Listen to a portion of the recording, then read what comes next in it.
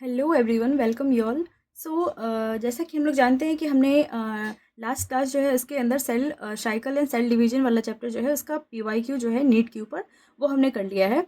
और इससे पहले हमने उस चैप्टर जो है उसको उसकी थ्योरी हमने कर ली थी, यानी कि cell cycle and cell division की।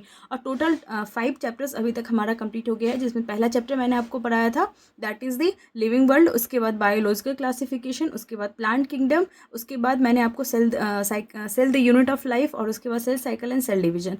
टोटल 5 चैप्टर्स हमारी बॉटनी की कंप्लीट हो चुकी है, और अभी जो है वो क्लास 11th की बॉटनी ही चल रही है। तो आज भी जो क्लास होने वाली है वो मॉर्फोलॉजी ऑफ फ्लावरिंग प्लांट्स के ऊपर होने वाली है, जो कि मैंने आपको बताया था लास्ट क्लास में कि मैं इसके बाद मॉर्फोलॉजी ऑफ फ्लावरिंग प्लांट्स वाला ही चैप्टर लाऊंगी, जो कि नेक्स्ट चैप्टर है हमारा क्लास 11th बॉटनी का। तो बॉटनी पहले फिनिश करेंगे, उसके बाद हम क्या करेंगे, जूलॉजी फिनिश करेंगे। पहले हम इसकी इंट्रोडक्शन वाली पार्ट देख लेते हैं। इसकी जो इंट्रोडक्शन वाली पार्ट है उसमें मॉर्फोलॉजी ऑफ फ्लावरिंग प्लांट्स जो है इसका मतलब क्या है। मॉर्फोलॉजी का मतलब होता है एक्सटर्नल अपीयरेंस, यानी कि बाहर से जो एक्सटर्नली वो हमें कैसे देखने को मिल रहा है। इसके बाद वाली जो चैप्टर है वो एनाटमी है। एनाटमी का मतलब होता है कि अंदर से उसकी स्ट्रक्चर हम देखेंगे, मतलब एक प्लांट्स के अंदर से स्ट्रक्चर क्या क्या होता है वो एनाटमी बताता है। लेकिन अगर मॉर्फोलॉजी कहीं पे लिखा हुआ है, इसका मतलब है कि बाहरी स्ट्रक्चर। और बाहरी स्ट्रक्चर एक प्लांट्स का क्या हो सकता है, वो बेसिक सी बातें हैं कि एक प्लांट्स की जो एक्सटर्नल जो स्ट्रक्चर होगी प्लांट्स की, किसी भी प्लांट्स की, वो क्या हो सकती है। या तो उसकी रूट होगी, वो हमें दिखेगी, स्टेम हो सकती है, लीव्स होगी, उसकी पत्तियां होगी, उसमें जो फ्लावर्स होंगे, फूल होंगे वो होंगे, और फ्रूट्स होंगे। ठीक है, तो ये सारी चीज़ें जो होंगी ये इसकी एक्सटर्नल स्ट्रक्चर होगी। और इसमें हम क्या पढ़ेंगे कि एडेप्टेशंस देखेंगे डिफरेंट इन्वायरमेंट में, कि किस तरह के एडेप्टेशंस एक प्लांट, एक फ्लावर दिखाती है। जैसे कि वेरियस हैबिटेट में वो कैसे रहता है। उसके बाद मतलब अलग अलग शेप एंड साइज भी हमें देखने को मिलेगा कि अलग अलग शेप एंड साइज इन्वायरमेंट के हिसाब से वो क्या कर लेता है, चेंज करता है, यानी कि खुद को अडेप्ट कर लेता है उस इन्वायरमेंट में। उसके बाद प्रोटेक्शन के लिए होता है। उसके बाद क्लाइंबिंग के लिए मॉडिफाई बेसिकली कर लेता है, ये अडेप्ट कर लेता है खुद को उस इन्वायरमेंट में। स्टोरेज के लिए, तो ये सारी चीज़ें भी हम क्या इसी चैप्टर के अंदर पढ़ेंगे। अब सबसे पहले हम एक पूरा का पूरा प्लांट को देख लेते हैं कि होता कैसे है, और होता क्या है, उसकी स्ट्रक्चर क्या है, उसमें क्या क्या पार्ट्स आती है। तो ये हमारी बेसिकली एक प्लांट है। ठीक है, इस प्लांट में क्या होती है कि ये हमारी, मान लेते हैं कि ये हमारी ग्राउंड है। ठीक है, अब इस ग्राउंड के नीचे कुछ स्ट्रक्चर होंगे, और इस ग्राउंड के ऊपर कुछ स्ट्रक्चर होगा। जो ग्राउंड के नीचे स्ट्रक्चर होगा उसको हम बोलते हैं रूट सिस्टम, और जो ग्राउंड के ऊपर वाली स्ट्रक्चर होगी उसको हम बोलेंगे सूट सिस्टम। ठीक है, ग्राउंड के नीचे वाली स्ट्रक्चर रूट सिस्टम, और उसके ऊपर वाली स्ट्रक्चर जो होगी वो क्या होगी, सूट सिस्टम होगी। ठीक है, अब सबसे पहले क्या होता है कि जो ग्राउंड के नीचे वाली स्ट्रक्चर है रूट सिस्टम, उसमें सबसे पहले क्या होगा कि ये होगी, यहाँ से प्राइमरी रूट निकलेगी, ये वाली प्राइमरी रूट 1 डिग्री, यानी कि प्राइमरी रूट बोलते हैं।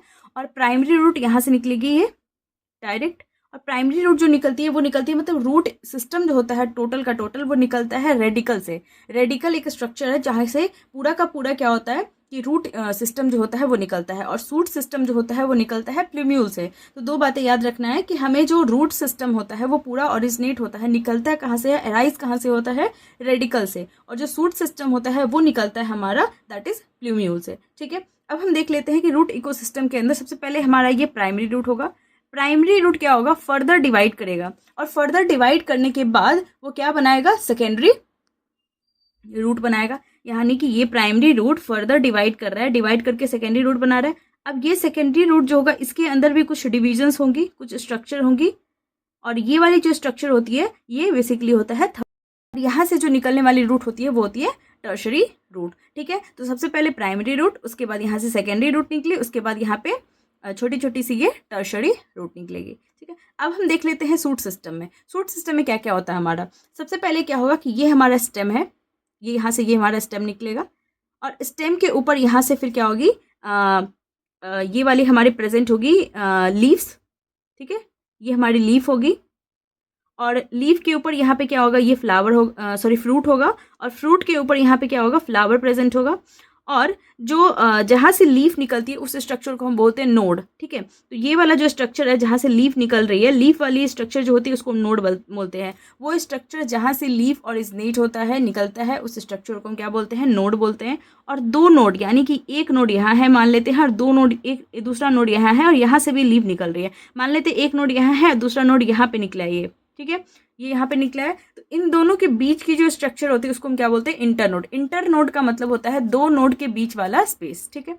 तो ये नोड से ये लीफ निकलेगी। उसके बाद आता है यहाँ पे फ्लावर आ गया, सॉरी फ्रूट आ गया, ये फ्रूट हो गया, और इसके ऊपर जो होता है ये हमारा फ्लावर हो जाता है। फ्लावर में अब दो चीज़ हमें देखने को मिलती है, बर्ड देखने को मिलता है। बर्ड जो होता है ये बेसिकली यहाँ पे दो तरह की बर्ड होती है, जो लीव्स की एक्सिल में, यहाँ पे एक एक्सिल में बर्ड होता है और एक होता है एपाइकल बर्ड। एपाइकल का मतलब होता है टर्मिनल बर्ड, यानी कि जो ऊपर प्रेजेंट होता है सबसे ऊपर, उसको हम बोलते हैं एपाइकल यानी कि टर्मिनल बर्ड। और जो यहाँ पे एक्सिल से, जैसे ये लीफ है, यहाँ से ये लीफ ऑरिजिनेट हो रहा है, तो इसकी एक्सिल में क्या होता है, एक बर्ड प्रेजेंट होता है जिसको हम बोलते हैं एक्सिलरी बर्ड। क्योंकि एक्सिल में प्रेजेंट है इसलिए इसके नाम से ही है एक्सिलरी बर्ड। और ये एपाइकल यानी कि टॉप पे प्रेजेंट है, एक्सिल पे प्रेजेंट है, तो इसको क्या बोलते हैं, एपाइकल बर्ड, ठीक है। तो ये पूरा का पूरा सूट सिस्टम के अंदर ये आता है, flower, fruit, leaf, stem, bird और नोड, इंटरनोड, ये सारी चीज़ें होती है वो सूट सिस्टम के अंदर आता है।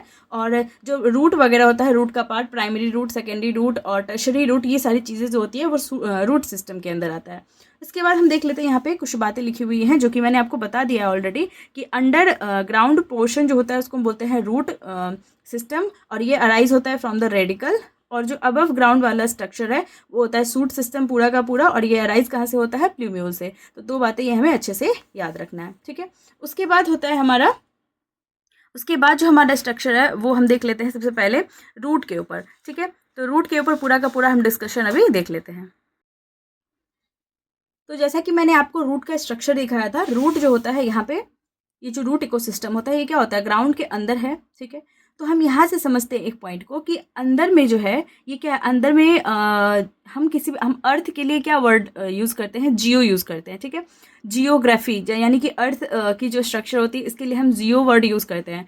तो पॉजिटिवली ये जियोट्रॉपिक होगा क्योंकि ये अंदर की तरफ जा रहा है, अर्थ के तरफ ही जा रहा है, तो इसको हम पॉजिटिवली जियोट्रॉफिक बोलेंगे। और फोटोसिंथेसिस जो होगी वो किधर होगी, ऊपर वाली पार्ट में होगी, इसकी लीव्स वाली पार्ट में, ठीक है।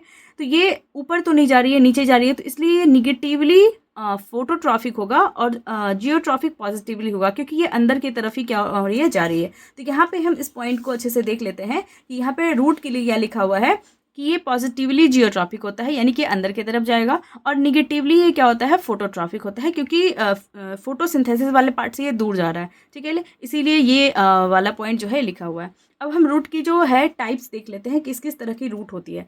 एक होता है पहले हमारा टैप रूट, दूसरा होता है हमारा फाइबरस रूट, और तीसरा होता है हमारा एडवेंटिशियस रूट। इसमें टैप रूट की अगर हम बात करें तो टैप रूट के अंदर हमारा सबसे पहले यहाँ पे आएगा प्राइमरी रूट, और प्राइमरी रूट और यहाँ से निकलेगा सेकेंडरी रूट, और सेकेंडरी रूट फर्दर डिवाइड होगा यानी कि टर्शरी रूट में, ठीक है। तो इन तीनों को एक साथ हम कहते हैं टैप रूट सिस्टम, जिसके अंदर प्राइमरी, सेकेंडरी और टर्शरी तीनों का तीनों रूट आता है, ये होता है टैप रूट सिस्टम। और ये टैप रूट सिस्टम का एग्जाम्पल देख लेते हैं कि टैप रूट सिस्टम जो होता है वो कहाँ कहाँ देखने को मिलता है। मतलब ये बेसिक टाइप का रूट का स्ट्रक्चर है जिसमें कि प्राइमरी, सेकेंडरी और टर्शरी टाइप की रूट होगी, ठीक है। और ये पूरा का पूरा होता है टैप रूट सिस्टम। अब टैप रूट सिस्टम जो होता है, मोस्ट ऑफ द डाइकॉट जो होता है उसके केस में हमें टैप रूट सिस्टम देखने को मिलता है, और इसका एग्जाम्पल हमें याद रखना है मस्टर्ड, ठीक है। तो मस्टर्ड के केस में टैप रूट सिस्टम। उसके बाद हम बात करते हैं फाइब्रस रूट में। क्या होता है कि जो हमारा प्राइमरी रूट होता है, जो प्राइमरी रूट निकलता है वो क्या होता है, शॉर्ट लिव्ड होता है, मतलब कम समय के लिए होता है। तो शॉर्ट लिव जो होगा तो वही रिप्लेस हो जाता है फाइबरस रूट से, जो कि अराइज होता है from the base of the stem. ये स्टेम का बेस है, ठीक है, ये स्टेम का बेस है क्योंकि ऊपर से स्टेम निकलेगा।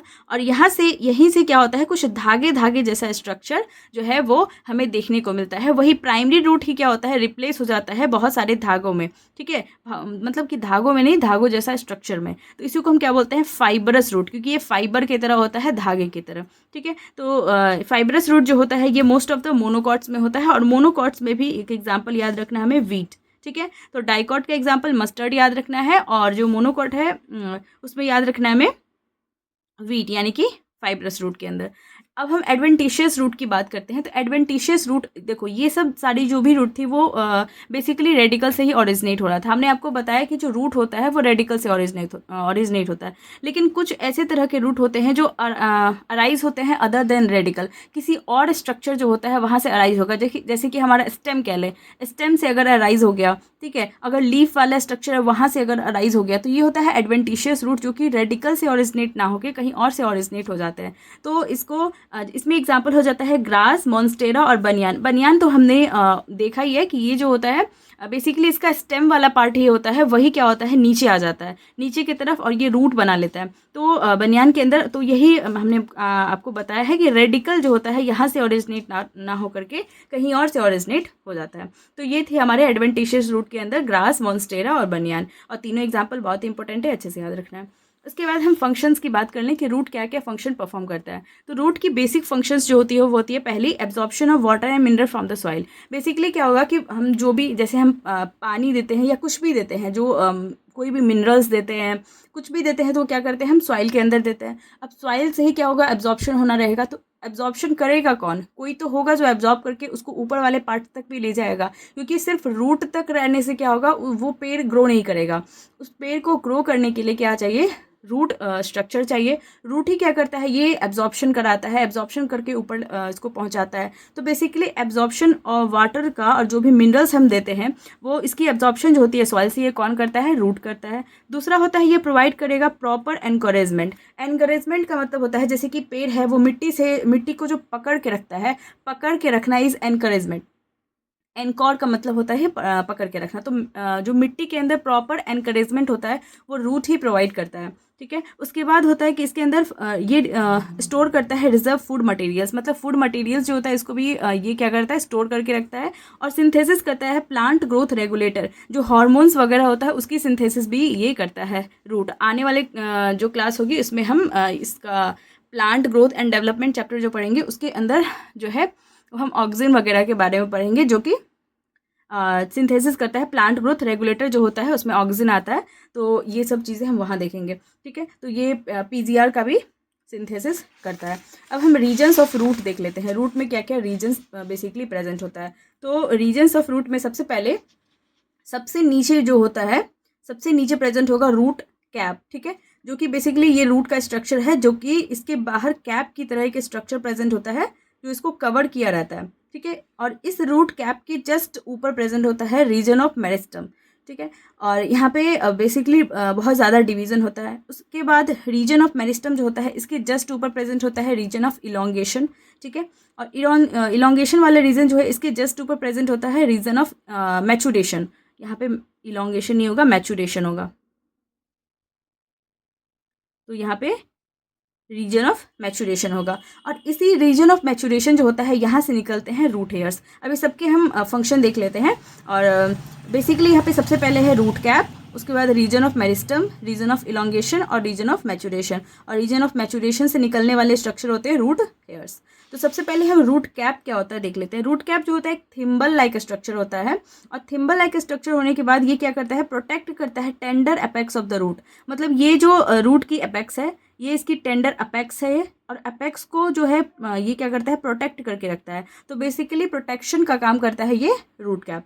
उसके बाद आता है हमारा दूसरा structure region of meristem. Region of meristem जो होता है ये अबव रूट कैप जो होता है इसके जस्ट ऊपर हमने आपको बताया कि रीजन ऑफ मेरिस्टम होता है ये अबव रूट कैप। और यहाँ पे सेल्स बहुत ही छोटे छोटे से होते हैं, डेंस होते हैं प्रोटोप्लाज्म, और ये डिवाइड करता है यहाँ पे रेपिटेडली, बहुत तेज़ी से यहाँ पे क्या होता है, डिवीज़न होता है।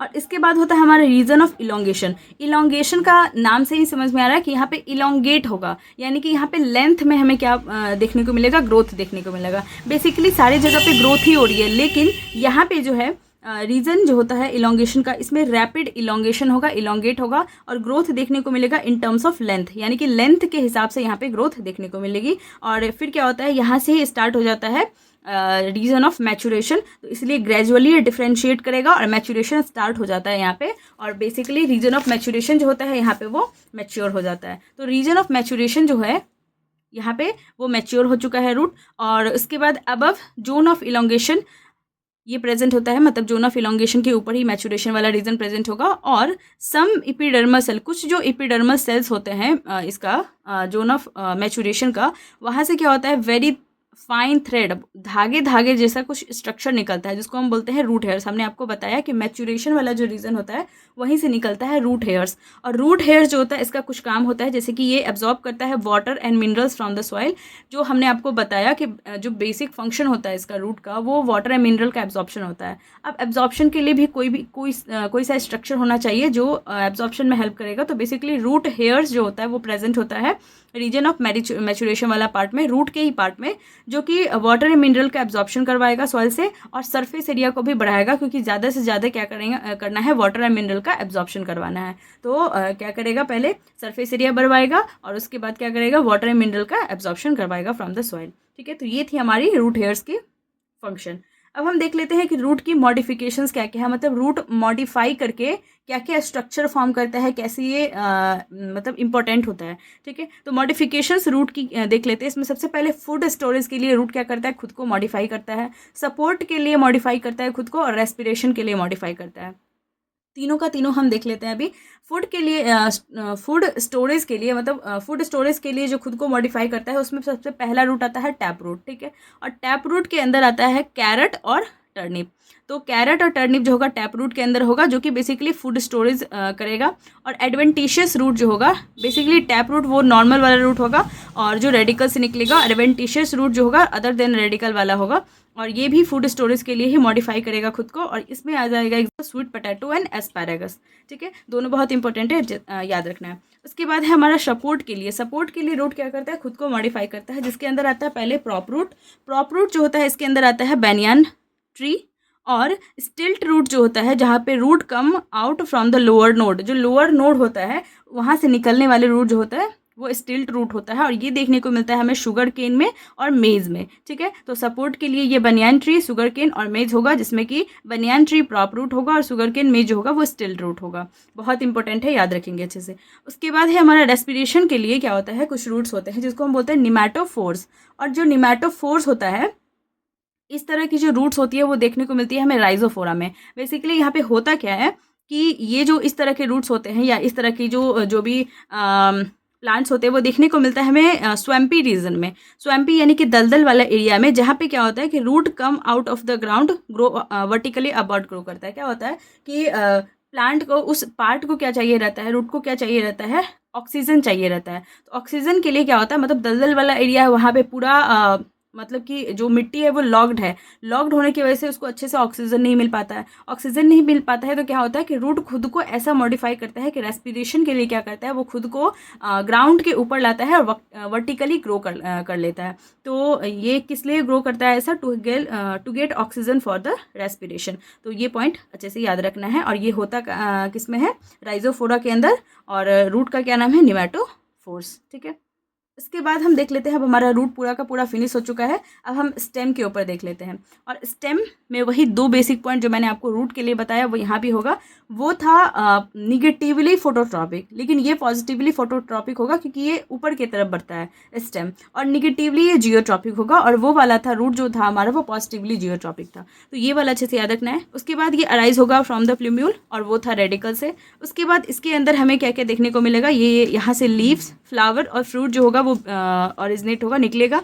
और इसके बाद ये बियर करेगा नोड एंड इंटरनोड। नोड वो जगह है जहाँ से लीव्स निकलते हैं, और दो नोड्स के बीच की जो स्पेस होती है उसको हम क्या बोलते हैं, इंटरनोड्स बोलते हैं। ठीक है, इसके बाद होता है बियर नोड्स। यहाँ पे बियर बर्ड्स। बर्ड्स जो होता है दो तरह के, हमने आपको बताया कि यहाँ से बर्ड्स भी देखने को मिलते हैं। लीफ की जो एक्सिल होती है वहाँ से निकलने वाली जो होती है बर्ड, उसको बोलते हैं हम एक्सिलरी बर्ड। और जो टॉप पे बर्ड निकलता है यानी कि टर्मिनल बर्ड होता है, उसको हम क्या बोलते हैं, अपाइकल बर्ड। ठीक है, उसके बाद होता है जनरली ये ग्रीन होता है जब ये यंग होता है, और ये डार्क एंड वुडी हो जाता है, मतलब बहुत ज़्यादा डार्क ब्राउन हो जाता है बेसिकली, और वुडी होता है, एकदम मोटा तना हो जाता है इसका बाद में जाकर के लेटर जब ये ओल्ड होता है। ठीक, तो अब हम देख लेते हैं फंक्शंस ऑफ स्टेम जो होता है, इसमें ये कंडक्ट करता है water and mineral and photosynthates. Basically water जैसा रूट का फंक्शन होता है वही होता है, ये ऊपर तक पहुंचाता है। उसके बाद वाटर एंड मिनरल और फोटोसिंथेट्स का also function as food storage का भी काम करेगा ये, जैसे रूट में हो रहा था, सपोर्ट भी करेगा, प्रोटेक्शन में भी हेल्प करेगा और वेजिटेटिव प्रोपेगेशन रिप्रोडक्शन में भी हेल्प करेगा। ठीक है, इसके बाद हम देख लेते हैं मॉडिफिकेशंस ऑफ स्टेम की। मॉडिफिकेशंस ऑफ स्टेम जो होता है इसमें सबसे पहले आता है underground stem for food storage. कुछ जो स्टेम होता है वो अंडरग्राउंड होता है और वो फूड स्टोरेज में हेल्प करता है। ठीक है, उसमें आता है जमीन कंद, जिंजर अदरक, आलू, टर्मरिक और कोलोकेशिया। ये सारी चीज़ें जो होती है कि अंडरग्राउंड स्टेम होता है और ये फूड स्टोरेज के लिए खुद को क्या करता है, मॉडिफाई करता है।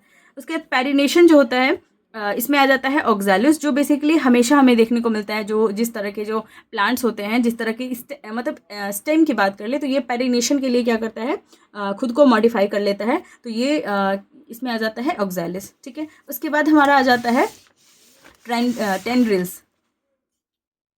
टेंड्रिल्स हमें देखने को मिलता है जो भी हमारा गार्ड फैमिली है ना, गार्ड फैमिली जिसके अंदर कुकुम्बर, उसके बाद पम्पकिन हो गया, उसके बाद हमारा ये बॉटल गर्ड हो गया, मतलब खीरा वगैरह जो होता है, कद्दू वगैरह, उस फैमिली जो होता है उसको हम पूरा का पूरा गर्ड फैमिली बोलते हैं। तो गर्ड फैमिली जो होता है उसके अंदर टेंड्रिल्स हमें देखने को मिलती है। और टेंड्रिल्स का काम होता है बेसिकली ये सपोर्ट करता है, मतलब ये क्लाइंबिंग में हेल्प करता है। ठीक है, क्लाइंबिंग में ये क्या करेगा, हेल्प करेगा, टेंड्रिल का काम होता है। और ग्रेप वाइन्स जो होता है, अंगूर जो होता है, उसके केस में भी हमें देखने को मिलता है ये टेंड्रिल्स। थॉर्न जो होता है ये जो होता है ये प्रोटेक्शन का काम करेगा, और ये प्रोटेक्शन का काम करेगा। और ये देखने को कहाँ मिलेगा हमें, सिट्रस जो भी हमारा ये नींबू वगैरह होता है उसमें हमें देखने को मिलता है थॉर्न, कांटा। और बोगनविलिया जो होता है उसमें भी हमें ये देखने को मिलता है थॉर्न। उसके बाद ये सारी चीज़ें जो होती है स्टेम की मॉडिफिकेशन ही है, तो अच्छे से याद रखना है ये। और फोटोसिंथेसिस के लिए इसमें फ्लैशी अगर सिलेंड्रिकल है, मतलब सिलेंडर के जैसा है ऊपर, तो ये इसमें आता है यूफॉर्बिया। और अगर ये फ्लैट है लेकिन फोटोसिंथेसिस में ही हेल्प कर रहा है तो इसमें आ जाता है ओपुंशिया। ठीक है, उसके बाद आता है स्टॉलन। स्टॉलन में आता है मिंट और जैस्मिन। ये जितनी चीज़ें मैं बता रही हूँ इससे बहुत क्वेश्चन आता है, अच्छे से याद रखना है ये सारी चीज़ें, सारी एग्जाम्पल, इसमें बहुत ज़्यादा एग्जाम्पल है इस चैप्टर में। उसके बाद आता है ऑफशट। ऑफशट में आता है आइकर्निया, जो जिसको हम वाटर हियासिंथ बोलते हैं, और पिस्टिया आता है इसके अंदर। उसके बाद रनर। रनर के अंदर आता है ग्रास और स्ट्रॉबेरी। उसके बाद आता है शक्कर, और शक्कर के अंदर आता है बनाना, पाइनएप्पल और क्राइसेंथेमम। तो यहाँ तक मैंने आपको पूरा का पूरा स्टेम भी करवा दिया है। बेसिकली इसमें यही सब चीज़ थी, उसकी स्ट्रक्चर, उसकी फंक्शंस और उसकी मॉडिफिकेशंस की वो मॉडिफाई कैसे होता है, और इसमें एग्जाम्पल क्या क्या है। एग्जाम्पल बहुत इंपॉर्टेंट है, सारे एग्जाम्पल अच्छे से याद रखना है। रूट और स्टेम ये फिनिश हो चुका है। इसके बाद जो क्लास होगी वो लीव्स के ऊपर होगी, और इसके बाद फिर और जो भी स्ट्रक्चर होगी उसके फ्लावर, फ्रूट्स, ये सब के ऊपर भी बात होगी। तो इसमें काफ़ी लेक्चर्स लगेंगे इसको कंप्लीट करने में। तो अगर आपको ये सारे लेक्चर्स समझ में आते हैं तो आप प्लीज़ इसको ज़्यादा से ज़्यादा शेयर करिए। और ये सारे हैंड रिटन नोट्स के लिए आप मेरे टेलीग्राम चैनल t.me/नीट शास्त्र पे जुड़ सकते हैं। वहाँ आपको मेरे सारे ये हैंड रिटन नोट्स मिल जाएंगे, मैं रोज़ अपलोड करती हूँ उसको। और तब तक के लिए stay tune, stay healthy and thank you.